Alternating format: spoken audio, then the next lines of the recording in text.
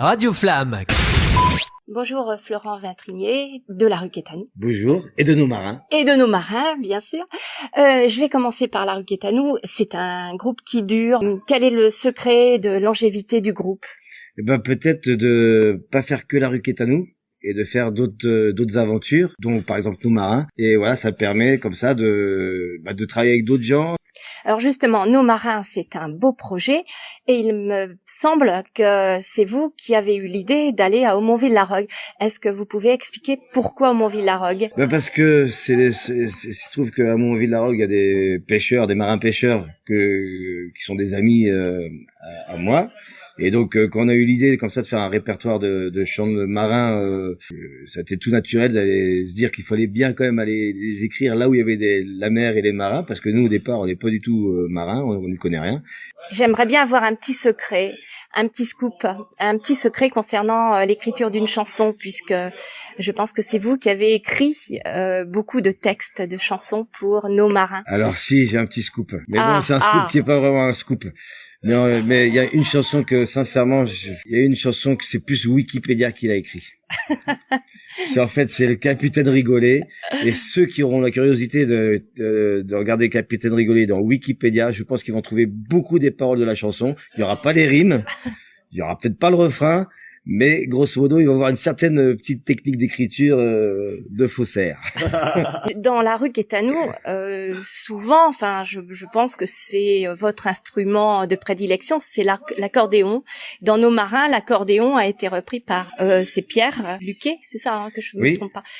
Donc il n'y a pas une frustration d'être passé d'un instrument imposant à l'harmonica qui est tout petit et qui est facile à transporter. Alors sincèrement, c'est plutôt un soulagement. C'est un soulagement, c'est vrai. Parce qu'effectivement, l'accordéon c'est imposant, c'est lourd, et l'harmonica c'est tout léger. Mais c'est déjà aussi dans la rue Quétanou, c'est déjà le cas. Je continue à faire un petit peu d'accordéon dans la rue Quétanou, mais beaucoup moins. Et c'est surtout Pierrot maintenant qui a pris le relais. Et c'est lui qui finit crevé à la fin des concerts, tandis que moi, j'ai encore un petit peu. Il y a un avantage. Voilà. Du coup, non, c'est un plaisir aussi de faire l'harmonica, mais du banjo aussi. Ouais, voilà, de changer. J'avais la pression de commencer à m'ennuyer de moi-même avec l'accordéon. C'est-à-dire qu'il aurait fallu que je travaille beaucoup plus pour pouvoir avoir de nouvelles idées. Et voilà, tandis qu'en apprenant d'autres instruments comme le banjo, il y a des nouvelles idées qui arrivent, et puis je suis ravi de laisser Pierrot qui a plein de bonnes idées à l'accordéon. Nous avons un point commun. Alors vous ne le savez pas, mais moi je le sais, c'est que j'adore les chapeaux.